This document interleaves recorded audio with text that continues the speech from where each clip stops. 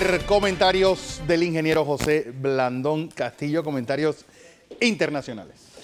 Buenos días, Fernando. Buenos días a toda nuestra audiencia. Oiga, lo primero, quiero agradecerle a Katy, que a todos aquí nos ha repartido en los huevos de Easter, de Acción de Gracias. No, de Pascua, de Pascua.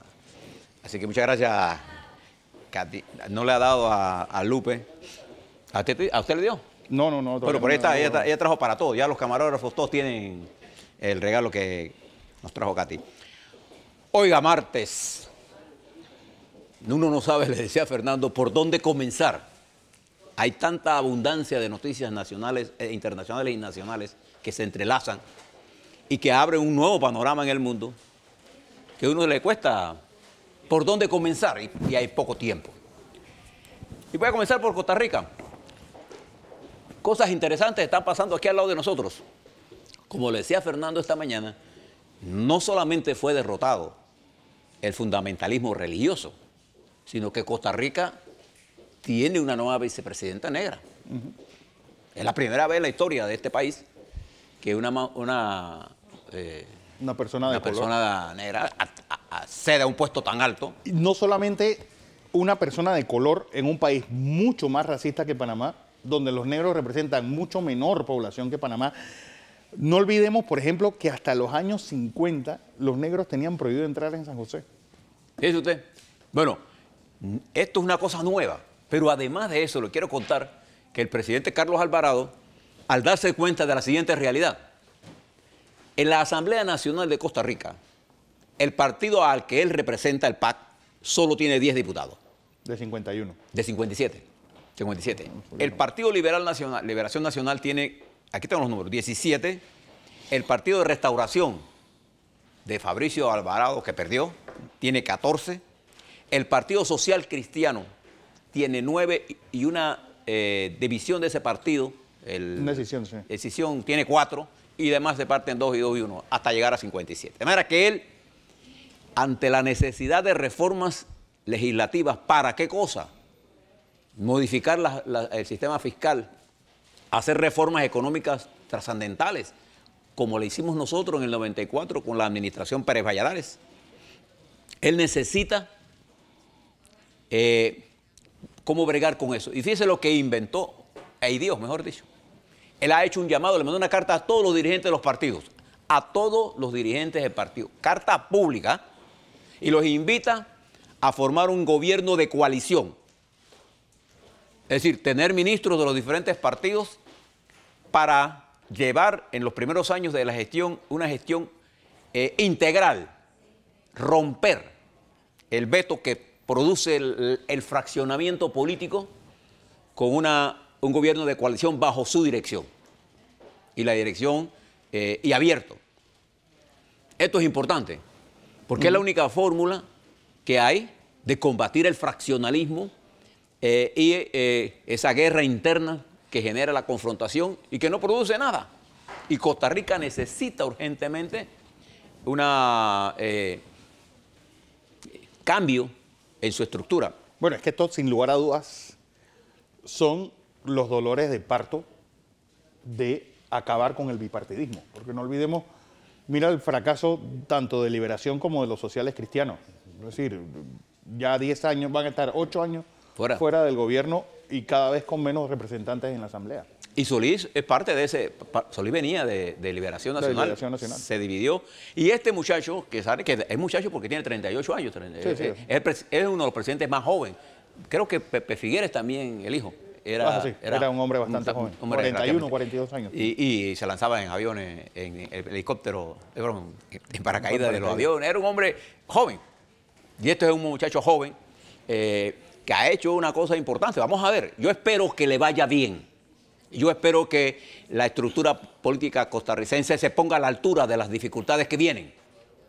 Creo que el camino que ha emprendido este muchacho Alvarado en Costa Rica, ahora es presidente electo, y su distinguida vicepresidenta negra. Pero es que no solamente es negra, profesional, y fue diputada. Atea. Bueno, es que ellos salieron con una profeta progresista. Alguien dijo en los Estados Unidos, que Estados Unidos cuando eligió Obama la gente decía, bueno, esto ya es la culminación de nuestra democracia. Dice, no, nosotros seremos una verdadera democracia el día que elijamos a una madre soltera, negra y atea. Aquí está. Aquí la tiene. Aquí está. Y yo creo que a Costa Rica le va a ir bien. Yo ojalá le deseo y lo que pueda hacer, porque tengo muchos amigos en Costa Rica, amigos políticos, que tengan la hidalguía de lograr un consenso por el bien de esa nación, amiga nuestra, y frontera con nosotros. Dormimos todas las noches con ellos. Ese mismo plano de América Latina, hay una columna hoy, Fernando, que tú debes leer, aparece en el Miami Herald de Andrés Oppenheimer. Andrés Oppenheimer, la puso anoche. Sí, no se rían, dice así, la columna se llama, no se rían. A Trump no le importaría que un presidente izquierdista salga en México.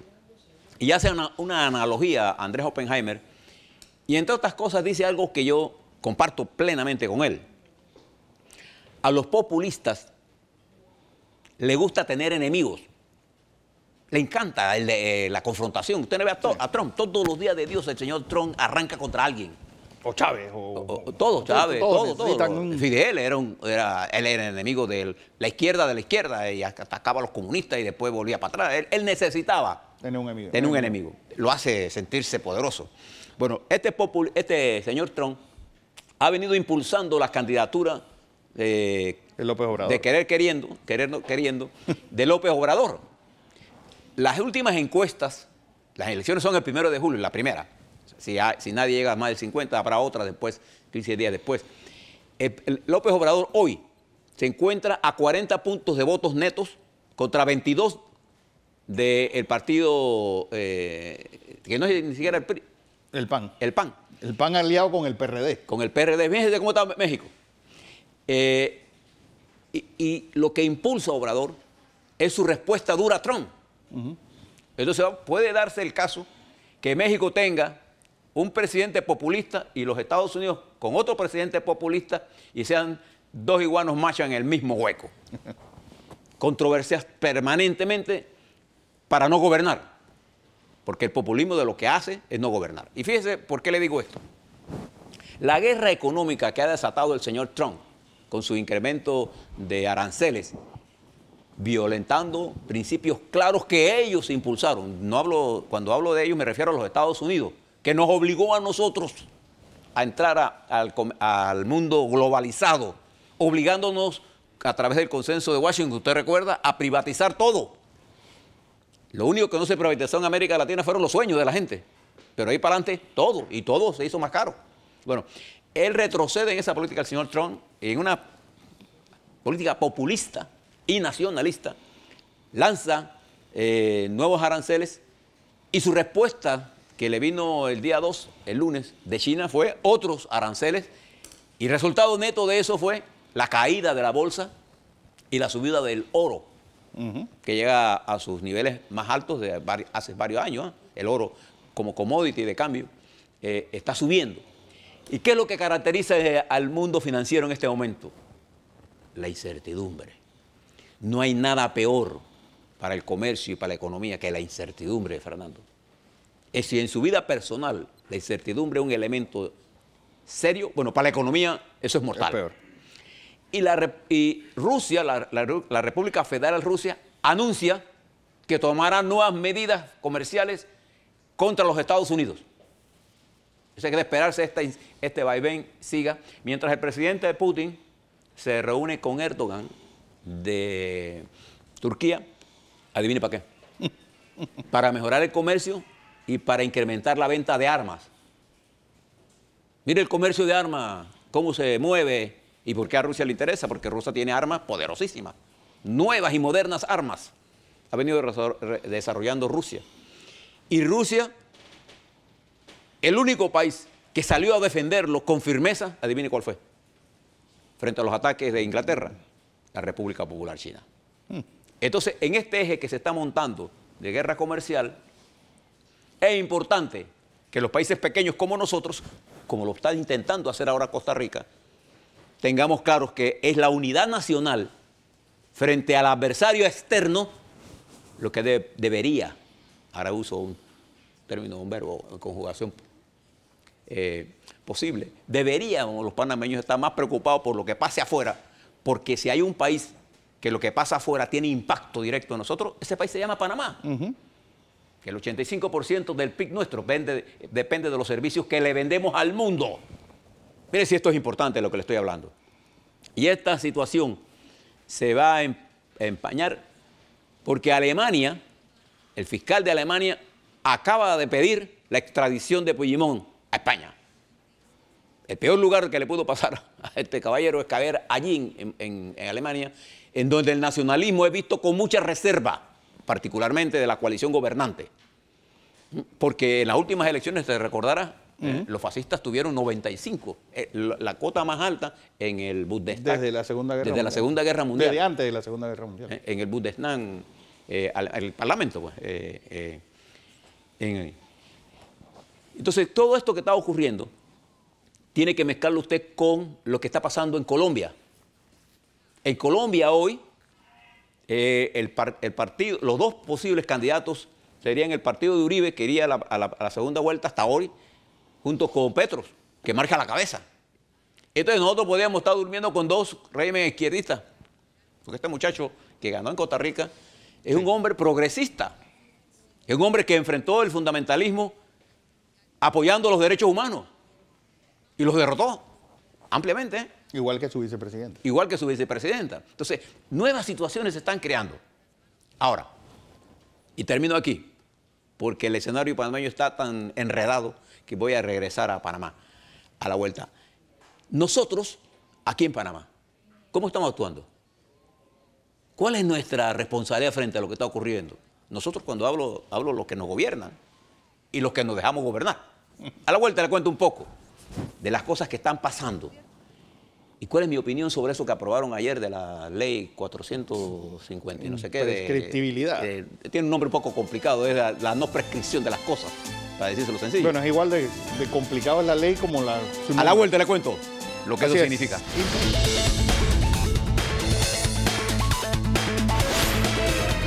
Comentarios políticos del ingeniero José Blandón Castillo, análisis sobre este proyecto de imprescriptibilidad. Bueno, Fernando, estimados televidentes, Fernando, no se preocupe. No, hombre. Usted va a tener sus pastillas ahora De mi huevo de Pascua. de regalo de Pascua. Oiga, fíjese que una cosa importante para nuestros televidentes, para que incluso nosotros le damos la información, usted decide. Haga lo siguiente, haga una matriz informativa. Conviértase en un periodista, haga una matriz informativa. Y lo divide en varios temas, temas políticos, económicos y temas de importancia para el país. Entonces usted va a ver, y después coja los periódicos y mire quién está más cerca de la matriz informativa suya, que es la que cuenta. ¿Por qué? Porque los medios de comunicación tienen su propia matriz informativa que responden a los intereses que están detrás de ese medio. Siempre. Aquí, por ejemplo, nosotros para conversar con ustedes no tenemos nada más que la instrucción de decirles los hechos para que usted decida. Nuestra matriz informativa es el universo, nacional e internacional.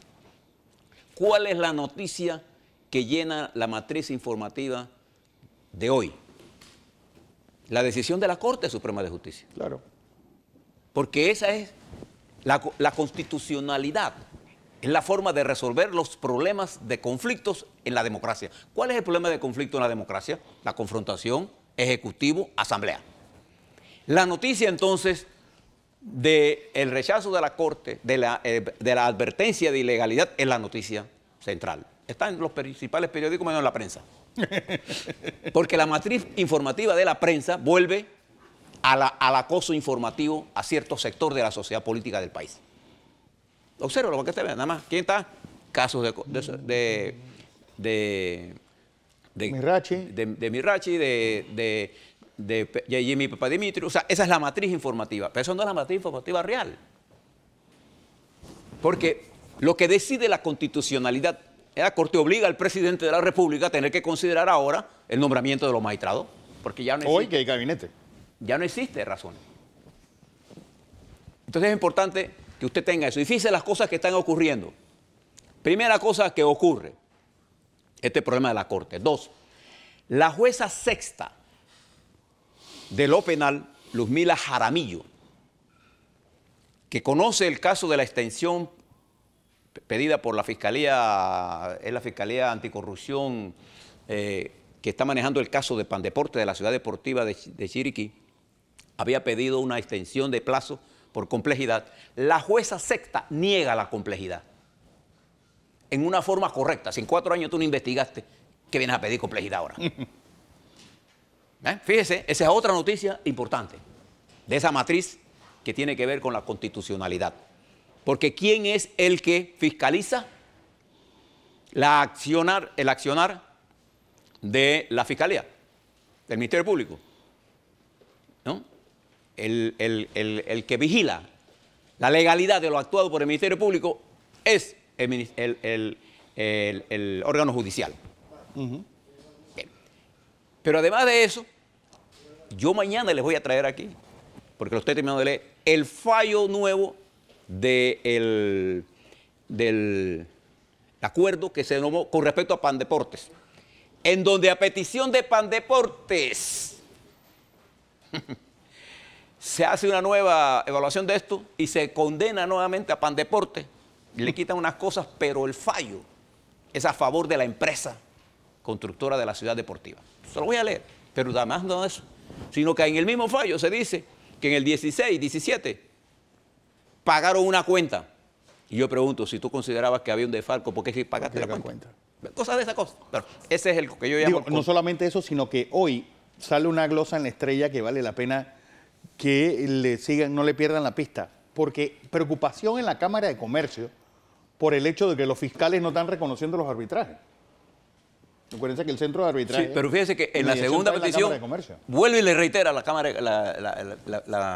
el tribunal, el fallo, ¿cómo se llama? El laudo. El laudo.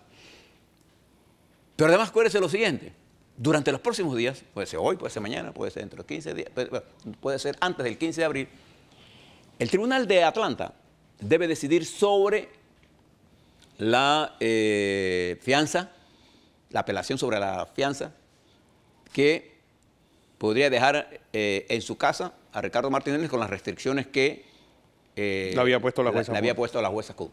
Eso puede ocurrir en las próximas horas. O puede pasar que no se la den y vendría otra acción. Lo que es cierto es que el presidente Martinelli podría estar en Panamá entre junio y julio. Es una realidad. Eso no es más importante. ¿O no será eso lo que está impulsando a la gente del 12 de octubre a esta campaña? Todo queda para que usted lo vea. Pero fíjese lo que pasa anoche. Nos habían prometido que a partir del 2 vendrían las negociaciones, qué sé yo, y yo esperaba que estas cosas caminaran. Y espero que caminen por el bien del país. Yo espero que el presidente tenga la capacidad de entender que el principal problema que estamos afrontando políticamente hoy es la incertidumbre que está generando esto a nivel local y la incertidumbre internacional, con la amenaza de la inflación, con el dólar cayendo, con la guerra económica y con la divulgación indiscriminada de información sin haber terminado procesos judiciales, con condenas públicas. Y fíjese lo que pasa anoche en la Asamblea con esta famosa ley de... que me es difícil. Prescriptibilidad. De no prescripción, pues vamos a decirlo para... A mí las palabras, el español es tan vasto que uno puede usar sustituto. La idea de esto es que los casos no prescriban, que no terminen, porque siempre esté pendiente. Fíjese lo que esa ley incluye. Yo no sé si ustedes conocen, o si los diputados conocen, o la gente que asesora legalmente a los diputados conocen, que Panamá es signatario de la ley anticorrupción del convenio de la OEA, en donde se establece la figura de la delación premiada. Y las reformas que se introdujeron ayer en el segundo debate son inconstitucionales desde el punto de vista del derecho constitucional y del derecho internacional. Usted no puede, sobre la base de los acuerdos que hemos firmado nosotros internacionales, creando figuras internacionales de derecho, y después venir a decir, no, todo el que llega a un acuerdo judicial tiene que ser divulgado y el que llegue a ese acuerdo judicial, porque el acuerdo judicial suspende el proceso jurídico. Entonces, los diputados en esta pelea llevan esto a una cosa cuyo interés solamente es porque el presidente lo vete para echarle la culpa al presidente. Yo creo que eso es una gran irresponsabilidad. Porque además tiene como 4 artículos que el presidente no puede vetar porque puede ser juzgado por irrespeto a la constitucionalidad. Es la constitucionalidad, por eso le hablaba desde el principio de la constitucionalidad. Así que se resuelven los problemas de la democracia. La ley, como está redactada actualmente y aprobada en segundo debate, tiene violaciones a la Constitución y a los acuerdos internacionales firmados por la República de Panamá. Yo no sé dónde está la gente de la sociedad civil. Eso son los que inventan estas tonterías. Pero además de eso, olvídese por un momento de este caso de la constitucionalidad. Veamos al caso de la economía. ¿Qué está pasando en el seno de la economía panameña? Los sectores que más generan empleo no lo están generando. Como consecuencia de eso, el desempleo está subiendo. Y yo acabo de meter en segundo debate una serie de cosas que pone a los bancos frente a las compañías de construcción en Panamá ante una nueva amenaza jurídica. Y es como si le quisiéramos poner un solo frenazo más para que el desempleo suba. Yo quisiera saber los empresarios panameños qué dicen de todo esto. ¿Qué dice la teoría internacional? Yo escuché incluso abogados, el Ministerio Público está en contra. Los abogados estaban en contra. Yo pienso que esta guerra, y yo creo que el presidente Varela, que tiene un nivel de responsabilidad por no parar esta controversia, ha dejado que esto se monte y cada cual apunta a quién es más irresponsable. Ahora yo te pongo esto para que tú lo compres, para que tú lo vetes. Y yo te audito para asustarte. Y en ese juego de niños que están atrapando a la nación, a los empresarios, a los trabajadores, a la economía, en un callejón sin salida. Y yo lo llamo a la reflexión, porque observe cómo está el mundo, mire cómo están los Estados Unidos. El señor Trump en sus arranques de Twitter ha atacado a México tan profundamente que le está entregando la presidencia a López Obrador. Pero además de eso, él atacó a China Popular sobre la teoría que él creía que los chinos no iban a responder. Bueno, aquí están los chinos ahora, más fuertes financieramente, más fuertes militarmente, apoyados con los rusos, militarmente más fuertes, menos fuertes que China, pero entre los dos y la India forman un tridente, así como tenía el Barcelona, a Neymar, a Suárez y a Messi, bueno, así como tiene el Real Madrid, a Ronaldo, qué sé yo, todos esos cracks. Bueno, así estará. Y este señor, disparando solito desde allá, ha creado una inestabilidad global. Y nosotros aquí, peleándonos como niños malcriados, casi sin darnos cuenta, o si nos damos cuenta, irresponsablemente, impulsando a que nuestras compañías quiebren. Quebramos el sector de la construcción y ya verán los Movín haciendo análisis allá en Miami, qué sé yo, ¿dónde lo van a hacer? En Punta Barco. En Punta Barco, allá en Bijao. En Bijao, no sé a dónde, pues. Entonces no tenemos que ponerle un alto a esto. ¿Y cómo se pone un alto a esto? No tenemos que reformar la Constitución ahora porque no hay tiempo. El que intente, ahora hay toda clase de teoría conspiradora, que el presidente quiere dar un golpe de Estado. El presidente Varela no tiene la capacidad política, ni militar, para dar ningún golpe de nada, militarmente hablando. Sí. Tiene la capacidad política, sí, de enderezar esto, y eso es lo que debiera hacer. Entonces, yo hago un llamado a los medios de comunicación que se dejen de estar echándole gasolina al fuego, porque hay un nivel de insatisfacción global en el mundo que se transmite en las noticias internacionales, que se transmite en el estado de ánimo de la nación panameña, y hay un cabreamiento colectivo en el país. No jueguen con eso. Entonces, ¿qué deben hacer los dirigentes políticos? Buscar un entendimiento que pase por bajar los niveles de incertidumbre, ni no decirlo, hacerlo en el marco de la constitucionalidad y de las leyes vigentes. Porque todo esto que pasó, le traje el caso de Pandeporte y se lo voy a llevar hasta las últimas, y le voy a traer el caso de Martínez también, y varios casos que están. Fíjese qué tuvo que hacer el magistrado Abel Zamorano. Y lo felicito por eso, porque él tuvo que recurrir a su conocimiento técnico, que él lo tiene, para decir que no procedía. Pero él mismo admitió el recurso. Entonces, el presidente nos prometió que arrancaba la semana esta con acuerdos. ¿Dónde están los acuerdos? Señor presidente, el tiempo está pasando a una velocidad muy grande. No nos llene más de incertidumbre. Entonces, ¿qué es lo que creo que debemos hacer? En primer lugar, yo creo que la Asamblea deberá considerar hoy bajar de tercero a segundo debate ese proyecto y mirarlo con más calma. Y el presidente debiera mandar a un grupo de ministros, particularmente el ministro de Economía y el ministro de Comercio, para explicarle a los diputados las consecuencias de esto. El ministro de Trabajo. Y el ministro de Trabajo, el Ministerio Público.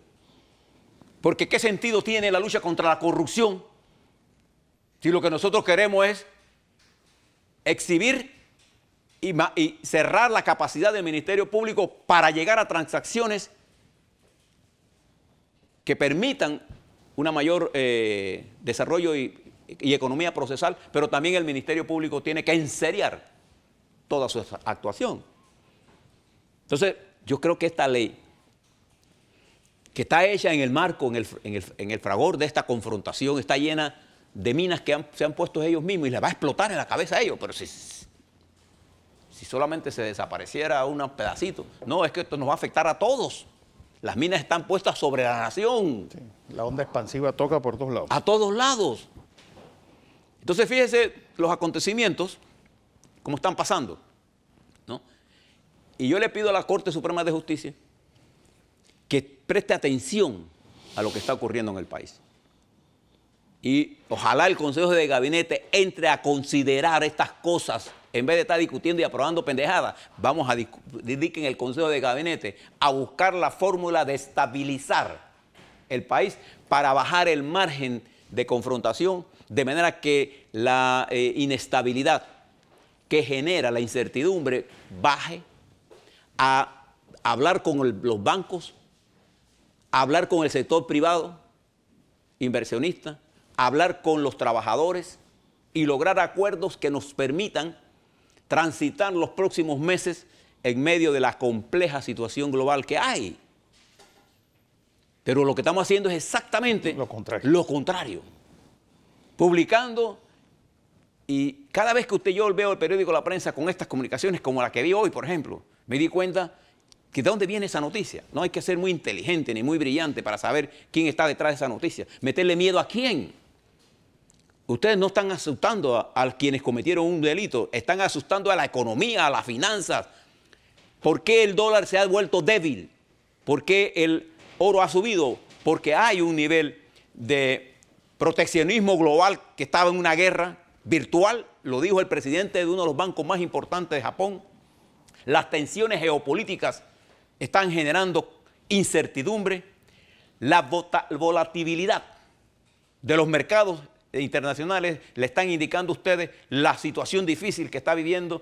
Baja, cae 40, 400, sube 400. Esa volatilidad es más peligrosa que caer lentamente o subir lentamente.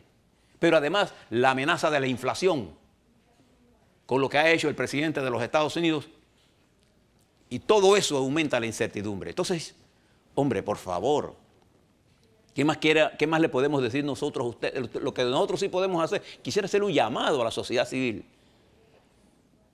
Déjese de estar pensando en pendejadas y vamos a mirar el país primero. Ustedes solo quieren mirar la justicia para un lado. Pero la justicia significa, en primer lugar, que nuestros trabajadores tengan trabajo, que nuestros jóvenes tengan trabajo, que nuestras mujeres sientan en su casa la confianza de que no van a ser expulsadas de sus trabajos. Eso es lo que tenemos que mirar. Y paralelo y simultáneo a ello, tener justicia. Pero tener persecución para destruir la economía es una perversidad. Eso es una perversidad. Eso no es democracia. Entonces, la democracia, vuelvo e insisto, nada más mire los periódicos, haga su matriz de comunicación, como yo le digo, y ahora usted ponga en un lado cuáles son los problemas que nos afectan en este momento, cuáles son los problemas de la agenda nuestra. ¿El matrimonio gay? No. Los problemas de nosotros son el desempleo, salarios Transporte público, seguridad. Pero hablemos seriamente, porque ahí veo candidatos diciendo la crisis más grande de seguridad la está viviendo Varela. Mis queridos amigos, el incremento de la criminalidad más grande se vivió en el cuarto año del gobierno de Martín Torrijos, cuando hubo más de 900 muertos en un año. Entonces, ¿por qué? Por el incremento de los volúmenes del narcotráfico, y debemos recordar, Colombia está exportando más cocaína que nunca. Entonces, no dejemos de estar hablando y diciendo tonterías por allí, y dejemos de estar empujando la lucha de confrontaciones y seamos objetivos. Los medios deben informar, no manipular la información. Yo le digo todo esto porque vienen acontecimientos con o sin Varela. Tendremos país, si los dirigentes políticos tendremos país. Lo que yo le estoy pidiendo es que con Varela y con los dirigentes políticos nos ahorren penas innecesarias. Así es.